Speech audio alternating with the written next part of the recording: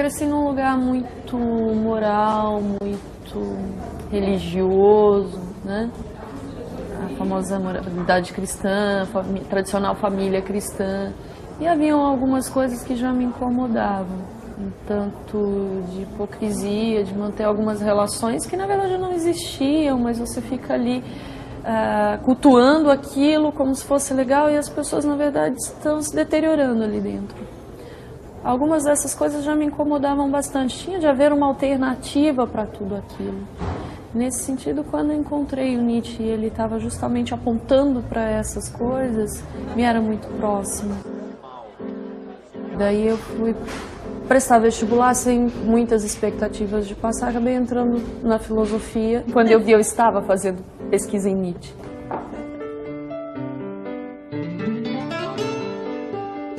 O filósofo alemão Nietzsche viveu de 1844 a 1900. Mesmo assim, foi capaz de antecipar algumas questões que marcaram a vida e o pensamento dos séculos 20 e 21. Hoje, Nietzsche ainda desperta um grande interesse, tanto no meio acadêmico como fora dele. Mas por que as ideias deste filósofo continuam tão atuais? Para respondermos esta questão, a filósofa Viviane Mosé apresentará alguns dos principais temas da filosofia de Nietzsche. O número de teses sobre o Nietzsche no mundo é impressionante, é imenso. Nietzsche vende, mesmo que as pessoas não necessariamente consigam acompanhar, porque é um filósofo extremamente erudito, né? Quer dizer, ele vem de um outro tempo, então a escrita é uma escrita, de certa forma, dura. A gente tem que ter um tratamento para nos aproximar desse pensamento. Mas ainda assim, o Nietzsche vende como água, é uma coisa impressionante. Quando você se relaciona com o pensamento do Nietzsche, uma coisa que é evidente desde o início, principalmente para quem é um aluno recente, essa professora não está dando aula de filosofia, ela está mostrando para a gente que a filosofia não é interessante, não é bacana. Quero dizer, Nietzsche é extremamente crítico à história da filosofia. Nietzsche é um pensador do século XIX. Século XIX é marcado por uma euforia moderna, a euforia de que a ciência do futuro, ou melhor dizendo, é interessante relacionar a modernidade com o futuro, né? É na modernidade que nasce essa paixão pelo futuro. No futuro o mundo será melhor, no futuro as coisas serão diferentes, né? Coisa que era muito comum na década de 50, que é viver preparando a vida para os filhos no futuro, né? Porque o futuro era sempre visto com uma boa perspectiva. Então, o século XIX, de forma geral, né? Principalmente da perspectiva do Nietzsche, como Nietzsche leu o seu século, foi um século marcado pelo máximo dessa crença na ciência e no pensamento como um veículo de transformação social, né? Principalmente a ciência. Através da ciência e da filosofia, mas principalmente da ciência, nós resolveríamos as dores.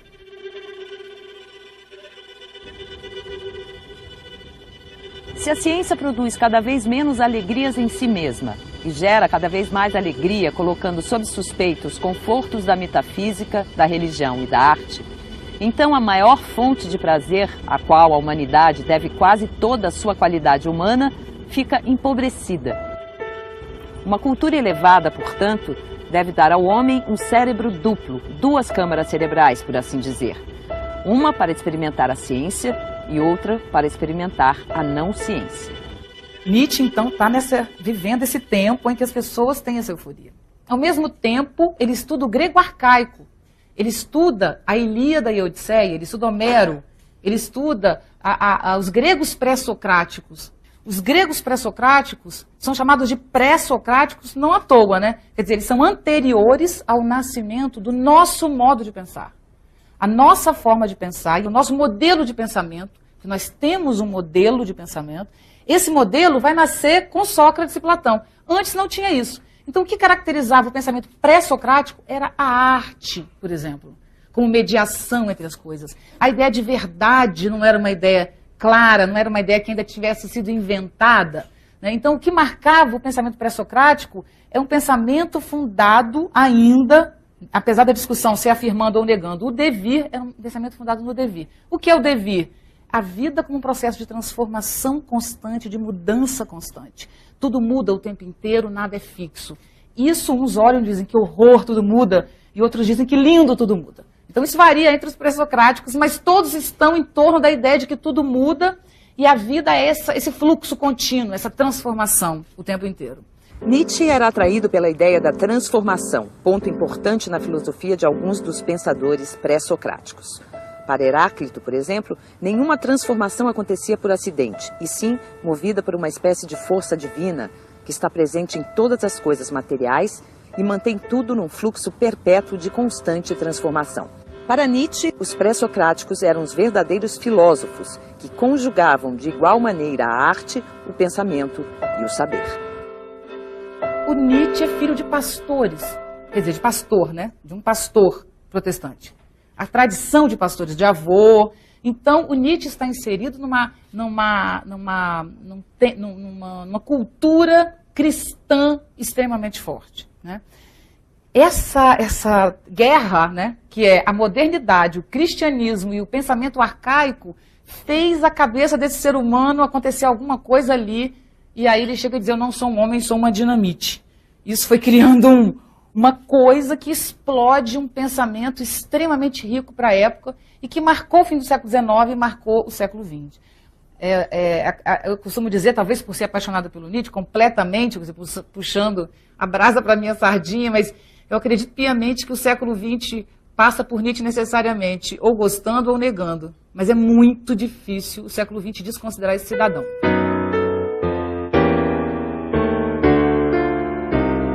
O encontro com o pensamento arcaico deu a Nietzsche uma visão crítica e bastante ácida do cristianismo e da modernidade. No choque entre esses três elementos surgiu um pensamento afirmativo da vida, que se colocava, na visão do filósofo, como uma alternativa às ilusões criadas pela religião e pela ciência. O Nietzsche fala muito mal da história da filosofia.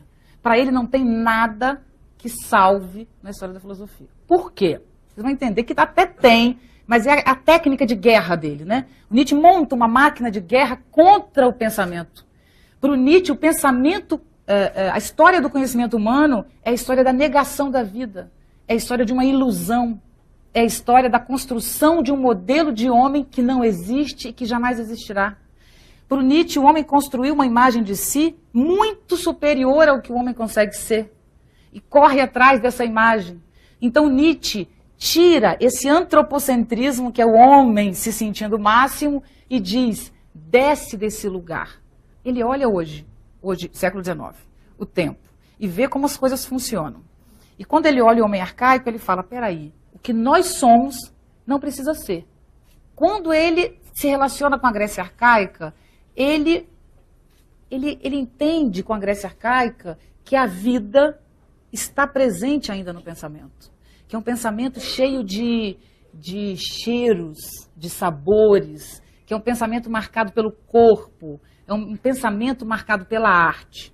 E que esse grande eixo, que seria o pensamento socrático-platônico, que seria o século V a.C., faz um corte muito grande na história do pensamento. Então, se antes desse século V, Platão, que é onde oficialmente começa a história da filosofia, se antes desse período o ser humano se relacionava com a vida como o desconhecimento que a vida é, e tinha um certo pudor em relação à vida, exatamente por se tratar de um desconhecimento, de uma intensidade que muda o tempo inteiro. Ou seja, se o homem antes do século V não tinha nem o sonho ainda de dominar e controlar as forças da natureza e as forças da vida, de forma geral, a partir do século V, isso vai mudar radicalmente.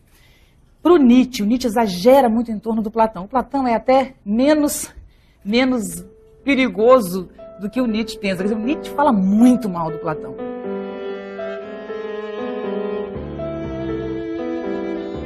Em relação a Platão, sou um cético fundamental e nunca estive em condições de concordar com a admiração que é corrente entre os eruditos.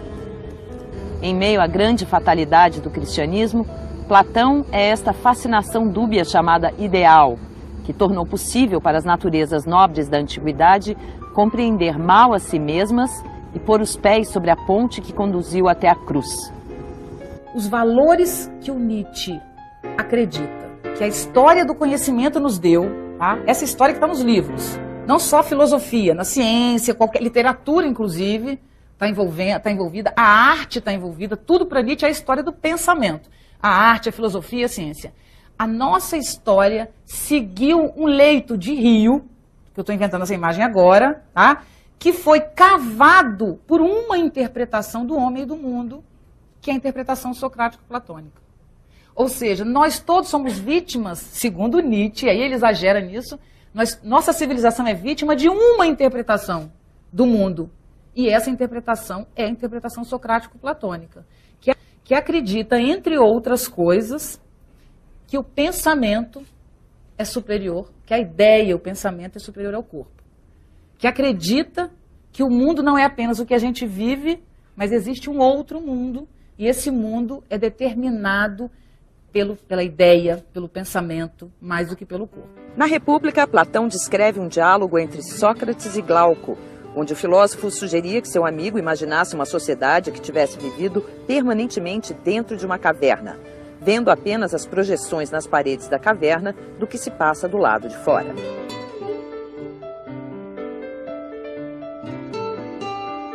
Pois agora, meu caro Glauco, é só aplicar com toda a exatidão esta imagem da caverna a tudo o que antes havíamos dito. O antro subterrâneo é o mundo visível. O fogo que o ilumina é a luz do sol. O cativo que sobe à região superior e a contempla é a alma que se eleva ao mundo inteligível. Nos extremos limites do mundo inteligível está a ideia do bem, a qual só com muito esforço se pode conhecer, mas que, conhecida, se impõe à razão como causa universal de tudo que é belo e bom. Criadora da luz e do sol no mundo visível, autora da inteligência e da verdade no mundo invisível, e sobre a qual, por isso mesmo, cumpre ter os olhos fixos para agir com sabedoria nos negócios particulares e públicos. Sócrates e Platão, esse pensamento que é um só, né? Nessa perspectiva. Esse pensamento socrático-platônico, esse pensamento matou a pluralidade, o devir, ele matou um processo extremamente rico de pensamento que existia na Grécia arcaica. Que pensamento era esse?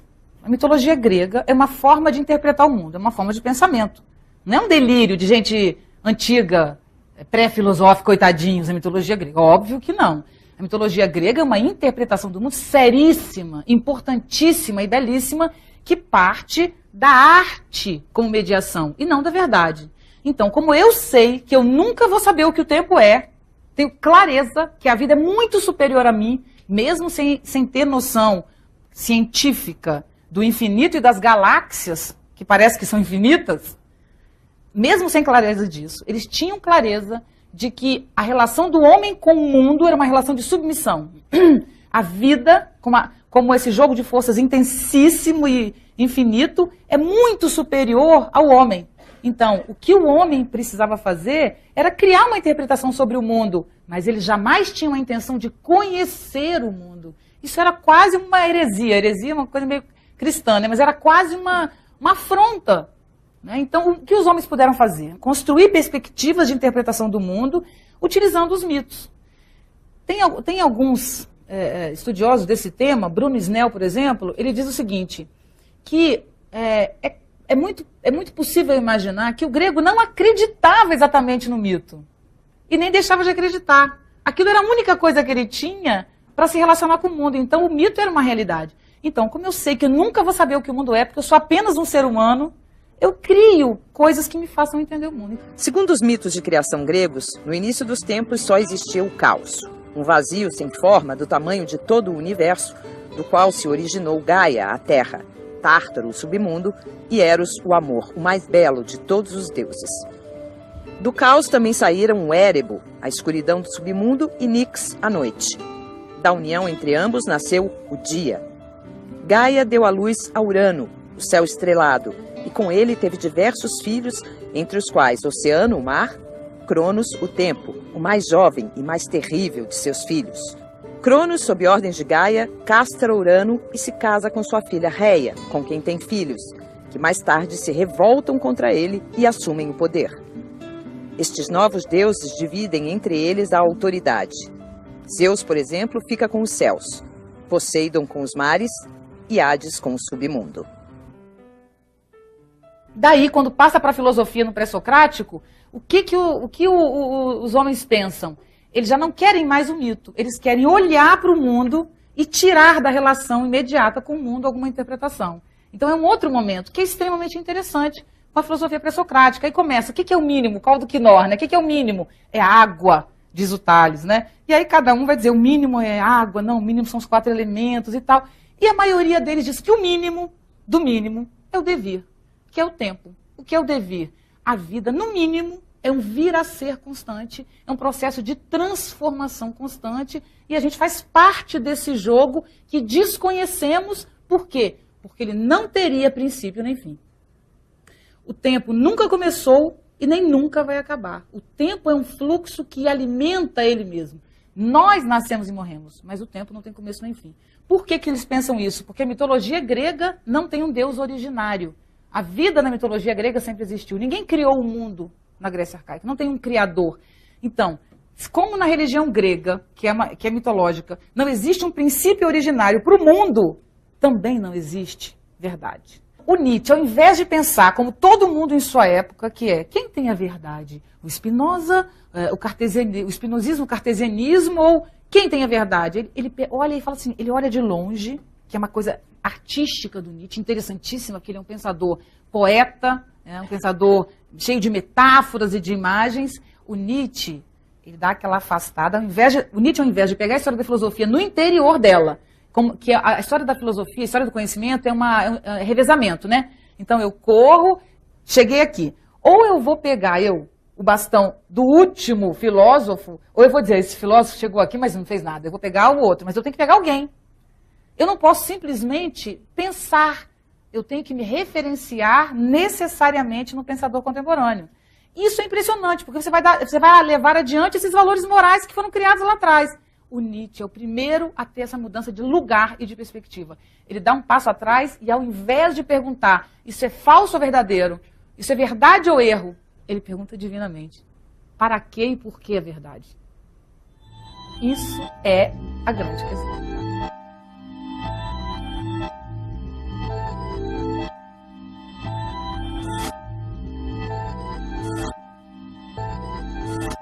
Não será um instinto do medo que nos obriga a conhecer?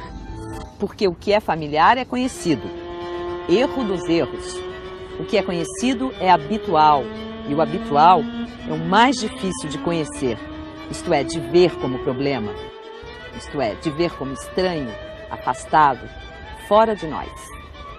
A verdade não é produto da nossa curiosidade humana em descobrir o que as coisas são. A verdade é produto do nosso medo da morte. A verdade é a necessidade de estabelecer no mundo a duração. A verdade é produto de uma necessidade psicológica de duração. É literalmente essa frase do Nietzsche.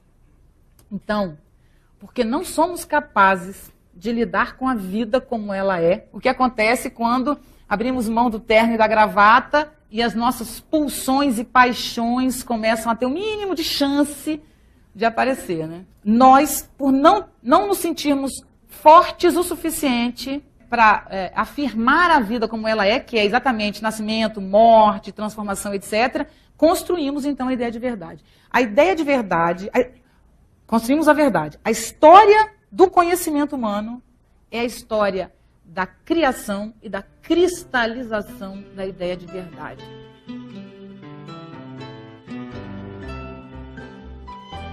No mundo em que os problemas estão de tal modo evidentes, é muito fácil cairmos numa postura negativa, recusando o presente em nome de um futuro promissor, ou mesmo recusando qualquer promessa de felicidade futura.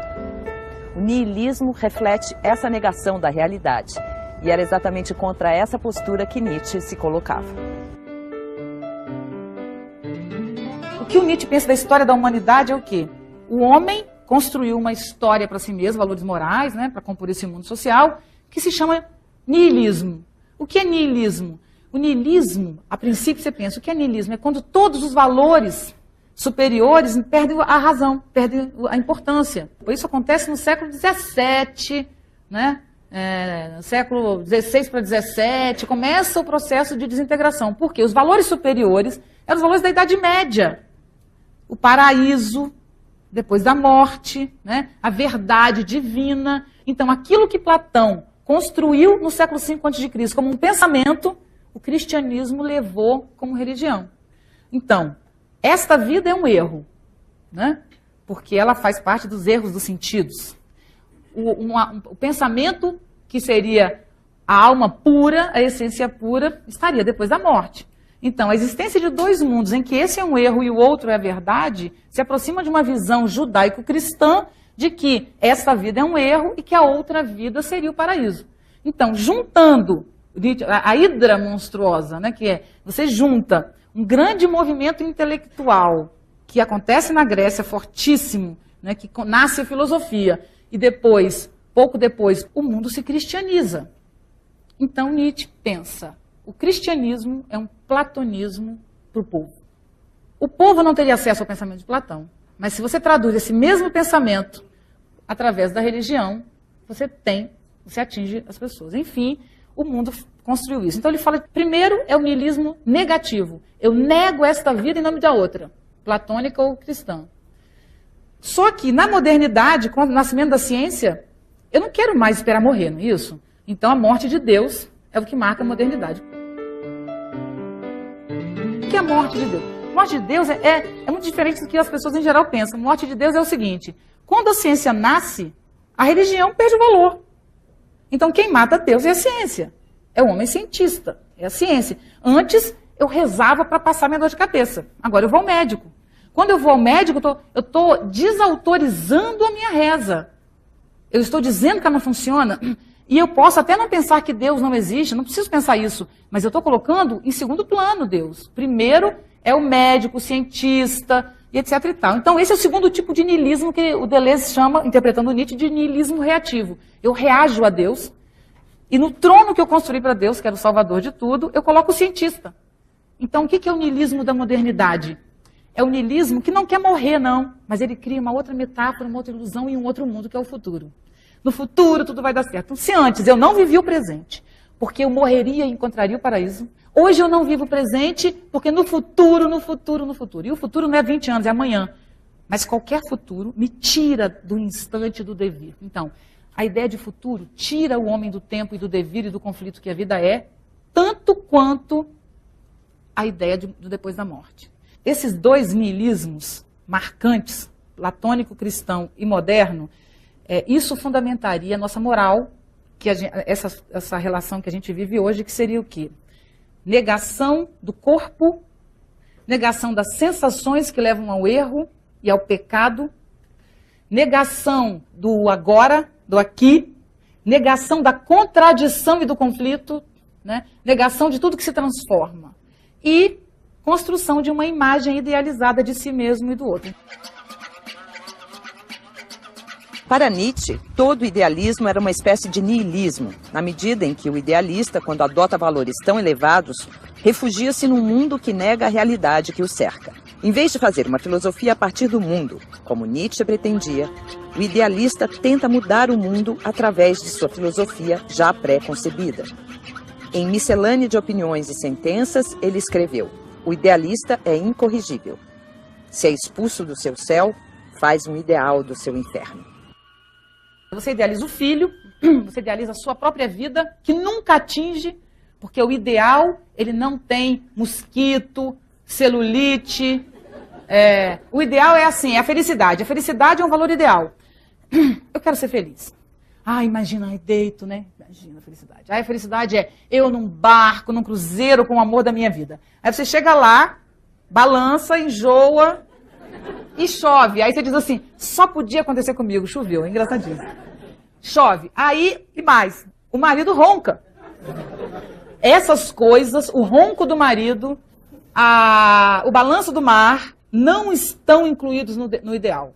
O ideal não tem as transformações que o acontecimento tem. Então, nunca ninguém vai viver um ideal. É impossível você atingir um ideal. Tanto no niilismo negativo como no niilismo reativo, há uma desvalorização da vida presente. O primeiro em nome de valores elevados, como a verdade, o paraíso. O segundo em nome do progresso que a modernidade garantiria no futuro.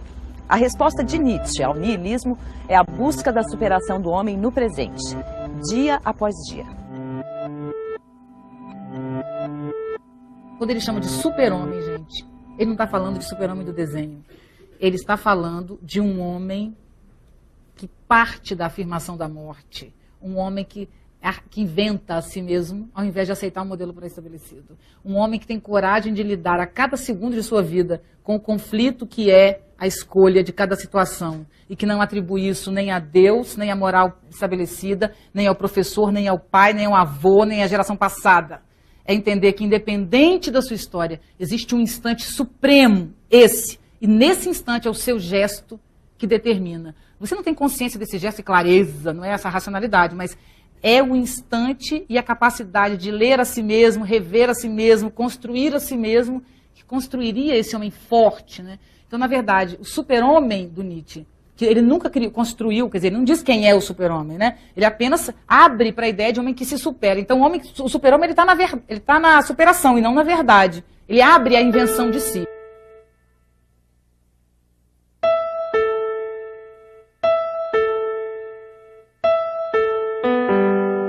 Até agora, todos os seres têm apresentado alguma coisa superior a si mesmos. E vós, super-homem, preferis tornar ao animal em vez de superar o homem? Noutros tempos, a alma olhava o corpo com desdém, e então nada havia superior a esse desdém. Julgava deste modo libertar-se dele e da terra. Irmãos meus, dizei-me, que diz o vosso corpo da vossa alma? Não é a vossa alma pobreza, imundície, conformidade lastimosa? O homem é um rio turvo. É preciso ser um mar para, sem se toldar, receber um rio turvo. Pois bem, eu vos anuncio o super-homem. É ele esse mar. Nele se pode abismar o vosso grande menosprezo. Este super-homem, que o Nietzsche não define tanto, uma coisa a gente pode ter certeza. Ele não diz respeito ao Bill Gates, por exemplo. Não é esse tipo de homem que seria forte para o Nietzsche, ou Bush. Pelo contrário, é exatamente o exemplo da fraqueza. Por quê? Porque o forte, ele vai para o campo, para a batalha lutar. Ele não vai mandar os soldados e ficar atrás.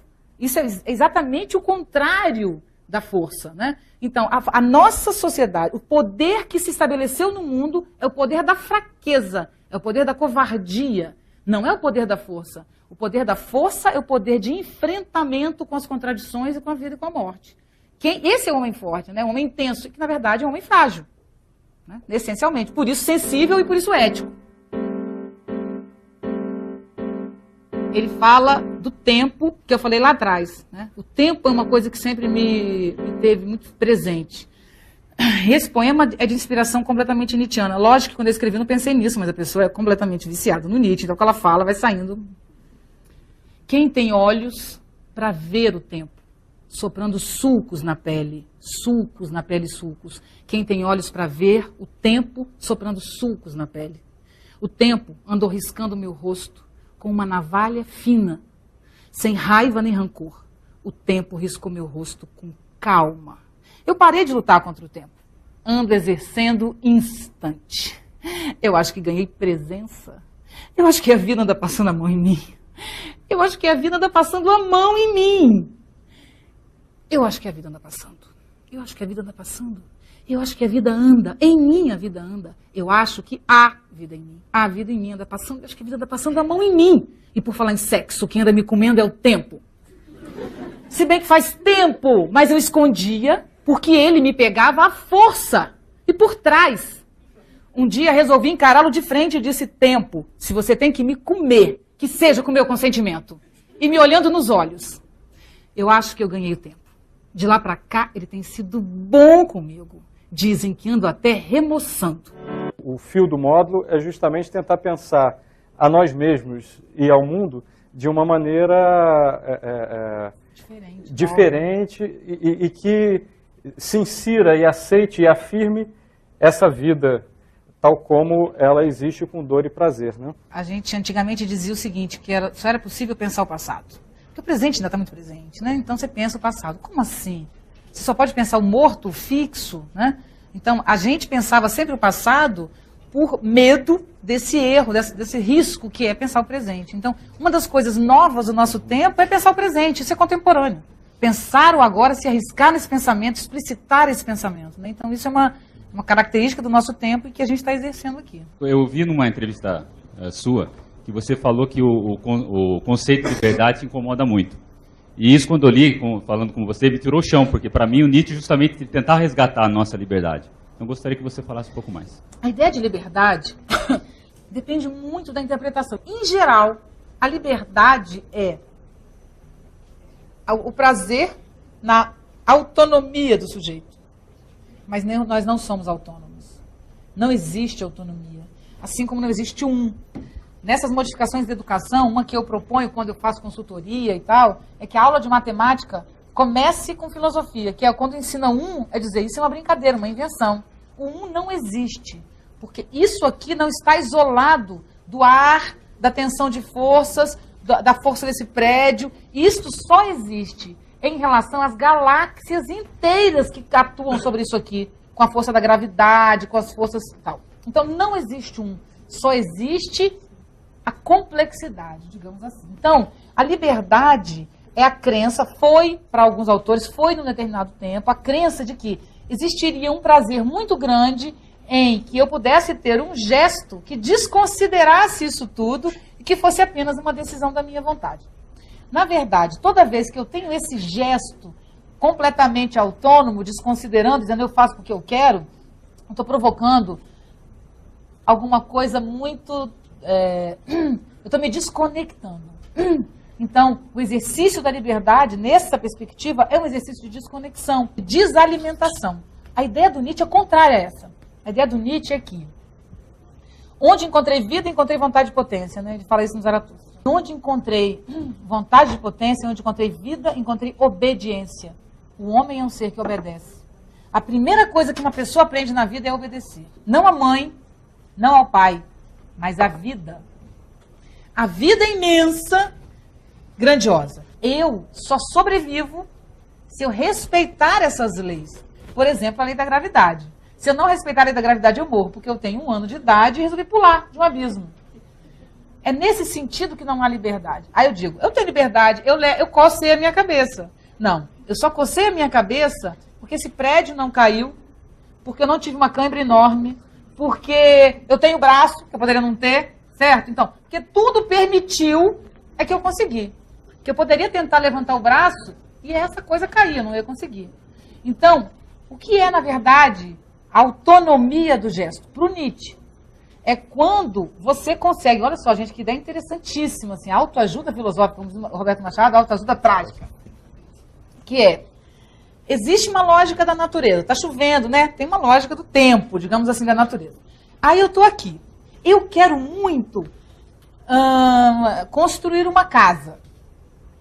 Aí eu tento construir a casa, não dá, a casa cai, não tem dinheiro, mas eu continuo querendo construir a casa. Aí eu percebo que, na lógica do tempo, do meu tempo, eu não estou conseguindo encaixar a construção da minha casa no acontecimento do país, no acontecimento do mundo, né, que envolve leis econômicas, etc. e tal. Mas o que eu faço? Eu fico quieta, obedecendo a lei, porque eu não posso interferir, eu não posso mudar na lógica financeira do Brasil, porque eu quero ganhar dinheiro para fazer uma casa. Não posso que meu patrão me obrigar, meu patrão me aumentar. Mas, quando eu fico olhando para a lógica do mundo, eu posso perceber a hora em que existe uma vaga, um espaço. Quando eu vejo que tem um espaço, eu encaixo o meu desejo no desejo do acontecimento. Aí eu não faço mais nada, porque a força que faz a Terra girar em torno do Sol é a força que vai fazer o meu desejo acontecer. Essa faz o meu desejo acontecer. Então, se eu quero que um desejo meu aconteça, eu tenho que encaixar o meu desejo no desejo do acontecimento. O que é o desejo do acontecimento? É a soma da política com o clima, com a geografia, com tudo que rege o mundo. Entende? Então, a ideia de liberdade é a ideia de autonomia do sujeito. É a ideia do homem cientista, que vai onde quer, que faz o que quer. Não faz. Nós não fazemos o que queremos e não vamos onde estamos. Eu não estudei filosofia porque eu decidi, eu não escrevo poemas porque eu decidi. Eu simplesmente faço o que a minha capacidade me permite, porque eu tinha outros planos para mim. Eu queria ser cantora, é verdade, mas eu canto muito mal. Mas eu cresci querendo ser cantora, cresci com essa paixão, eu quero cantar, eu acho a coisa mais bela do mundo cantar. Eu acho que quem canta é muito feliz. Sinceramente, se eu tenho um ideal, seria isso. Eu acho a música, até influenciada pelo Nietzsche, Mas a música é impressionante. Se eu fosse escolher uma coisa para mim, seria cantar. Mas quando eu fui encaixar, deu desafinação. Aí eu tive que aguentar mesmo ser poeta e começar a falar para vocês, que foi o que me sobrou. Entendeu o sentido da liberdade? Então existe sim, mas a liberdade nasce antes de tudo da submissão. A vida é eterna, nós somos mortais. Eu quero saber se o Nietzsche tinha alguma coisa daquela influência oriental, Buda, alguma coisa assim, desse lance do aqui e agora, da não verdade, alguma coisa assim. O Nietzsche tem influência do Schopenhauer, que tem muita influência do budismo e do pensamento oriental.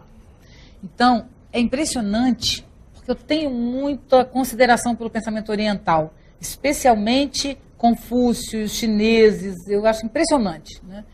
Mas o Nietzsche, especialmente, não estudou o pensamento oriental. No Anticristo, ele cita o budismo, elogiando o budismo, pelo budismo não ter transcendência, que é a vinculação com o estar, né? Com o agora. Então tem o exercício da presença, e ele elogia isso. Mas ele não tem conhecimento disso. E eu te digo pelo seguinte, depois que o Nietzsche morreu, os trabalhos em torno dele foram crescendo. Então pegaram a biblioteca dele, vasculharam. Então, hoje a gente sabe os livros que ele leu na vida, entendeu? Tudo a vida dele foi vasculhado. Então, realmente, o Nietzsche, diretamente, ele não tem essa influência. Ele não conhecia o pensamento oriental, até onde a gente sabe. Mas ele se fundamentou no Schopenhauer, que explicitamente utilizou o pensamento oriental como referência. Mas eu concordo com você, existe uma ligação sim, mesmo que indireta, do Nietzsche com o pensamento oriental. Ninguém falou sobre a ideia do Nietzsche de destruir esse pensamento cristão, né? E tem uma frase dele muito forte que, se você quer respirar ar puro, precisa não frequentar as igrejas. Eu queria que você falasse um pouco sobre isso. Falo, e com muita clareza, porque nós não estamos falando de fé, estamos falando de moral, né? Então disso a gente tem toda a liberdade para falar. Cada um que trate sua fé como bem entende, mas isso aqui não é fé, isso é filosofia, isso não é religião, né? Então a questão aqui é o seguinte, a constituição dos valores nihilistas para o Nietzsche, antes de tudo, produção do judaico-cristianismo.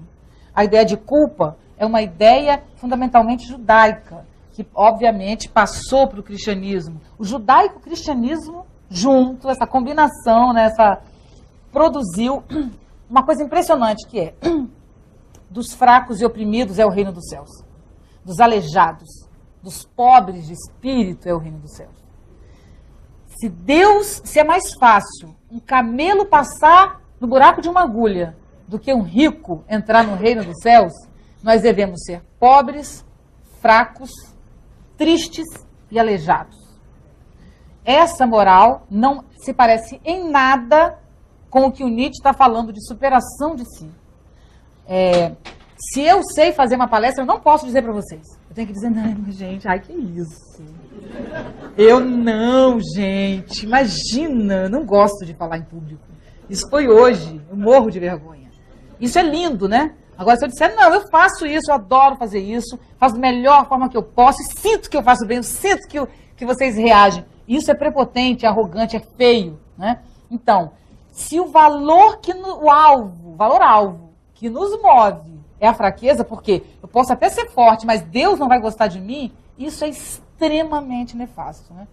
Porque a história a nossa coisa é bom ser fraco, porque parece que, eu tô tão arrasada. Dizer isso, parece que Deus está ouvindo e ele vai lá de cima te dar uma solução. Então, nós temos o hábito da reclamação e da autocomiseração, porque parece que alguém vai estar ouvindo. Minha mãe dizia isso a vida inteira, acho que por isso que eu adorei esse tema, que minha mãe dizia, essa é a cruz que eu carrego, parece que carregar a cruz, ela estava ajudando Cristo em sua cruz. É verdade, não é brincadeira. Essa é a cruz que eu carrego, ela quer dizer, todos nós carregamos um pouco a cruz de Cristo, para pagar o mal que nós, homens, fizemos a Jesus Cristo. Então, ela tinha que carregar aquela cruz. Isso é impressionante. Então, os valores judaico-cristãos são valores de desvalorização da vida. Óbvio que isso tem uma função social belíssima, porque os fracos e oprimidos, tendo como valor os fracos e oprimidos, ficam passivos e quietos. Agora, a elite não está com esses mesmos valores. Por quê? Porque tem Calvino, que diz que pode sim ganhar dinheiro. Os americanos arrumaram logo uma forma de justificar o sucesso com o protestantismo calvinista. Entendeu? Então, na verdade, a religião agrada e se conforma de acordo com os interesses políticos e sociais. Por isso que não tem nada a ver religião com fé. Religião é coisa de ser humano e, em geral, nefasto, difícil e perigoso. Agora, fé é um assunto maravilhoso. Eu, por exemplo, tenho muita fé. Tenho fé na vida, tenho fé nas coisas que brotam, tenho fé no dia que nasce e acredito que tudo é interessante. Acredito que os conflitos sejam bons, acredito que todas as coisas têm uma porção interessante, que a gente pode tirar sempre alguma coisa de belo do acontecimento. O Café Filosófico fica por aqui. Até o próximo programa.